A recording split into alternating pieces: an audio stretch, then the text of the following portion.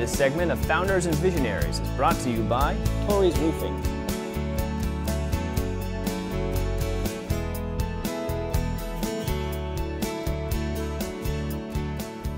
Well, I can honestly say this is the first time I've ever done an interview on a rooftop, so this is a first for me. So tell me the history of Tory's Roofing, because you're the second generation to be running this company. My dad is the owner.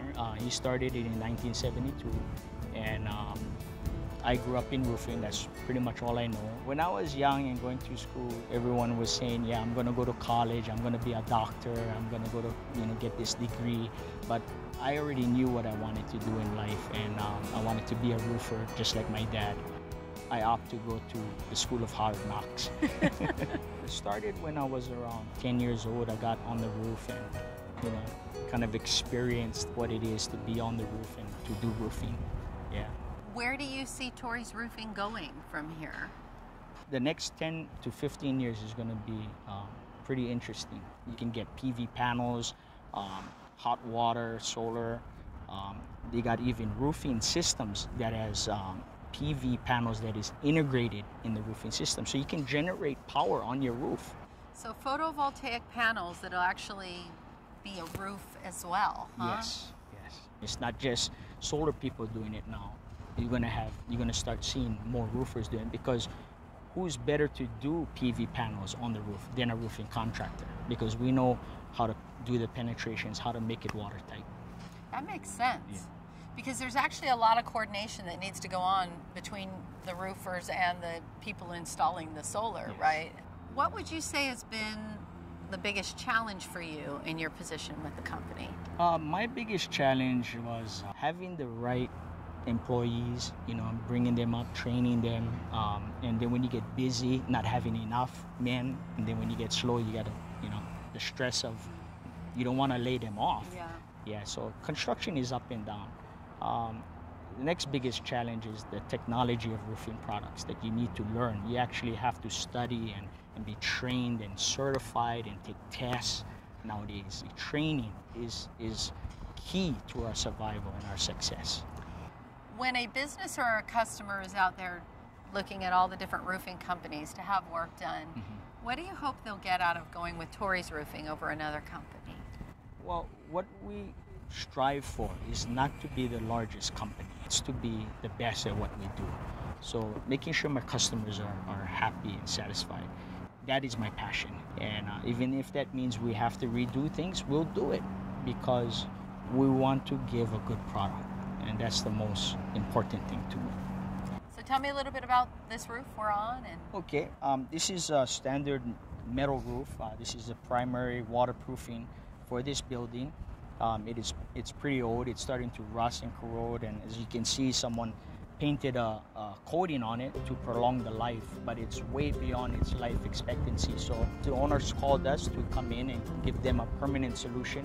And what we're going to be doing is we're going to be laying down foam insulation in between the flutes and putting protection board over it, and then put a single ply roof on top of it, which will give them another 20 years of warranty, leak-free, and if it does leak, it's covered, material and labor, and it reflects the sun's heat. So it actually keeps the inside cooler. The AC is going to run more efficiently. And how is it that everyone in your family grew so interested in the business? Because it's not always that dad has a successful business that the kids want to carry on. Right. My dad is very passionate in what he does, and he actually would do roofing for free if he needed to. That's how much he loved roofing. So we saw that drive and passion in him, and we love him, and we just wanted to be around him, and that's how it started. What does your dad think about how you're doing so far? I think he tells me he's proud of me, but I got so much more to learn, and I feel like I've always have to improve.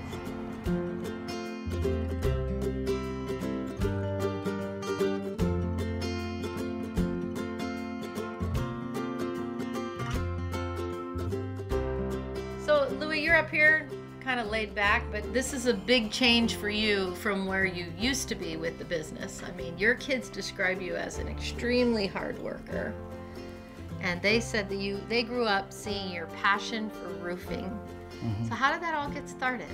Growing up in a home where my